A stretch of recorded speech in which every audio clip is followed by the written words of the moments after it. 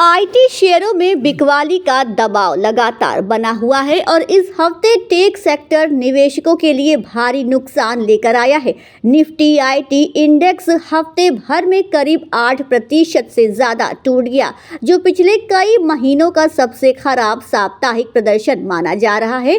कारोबार के दौरान भले ही आखिरी घंटों में थोड़ी रिकवरी दिखी हो, लेकिन पूरे हफ्ते की गिरावट ने बाजार की चिंता बढ़ा दी है। आईटी शेयरों में आई इस तेज गिरावट का असर पूरे शेयर बाजार पर भी साफ दिखाई दिया। सेंसेक्स और निफ्टी दोनों में भारी गिरावट देखने को मिली।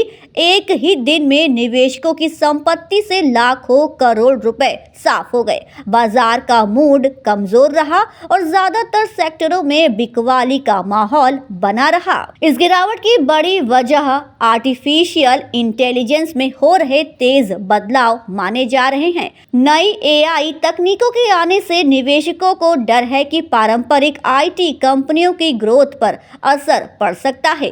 कंपनियों के क्लाइंट अब अपने आईटी बजट का बड़ा हिस्सा एआई सॉल्यूशंस की तरफ शिफ्ट कर रहे हैं। इससे भारतीय आईटी कंपनियों की भविष्य की कमाई पर दबाव बनने की आशंका है। अमेरिकी टेक शेयरों में गिरावट का असर भी भारतीय आईटी शेयरों पर पड़ा। अमेरिका के टेक इंडेक्स में कमजोरी आने के बाद ग्लोबल स्तर पर टेक सेक्टर में दबाव बढ़ गया, जिसका सीधा असर भारत के आईटी शेयरों पर दिखा।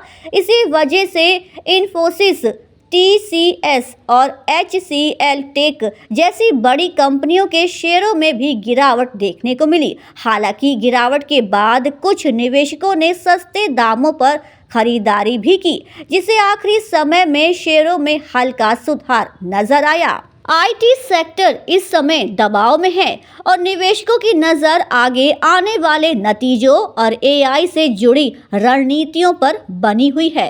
आने वाले समय में ये देखना अहम होगा कि आईटी कंपनियां नई तकनीक के साथ अपने बिजनेस मॉडल को कैसे मजबूत करती हैं।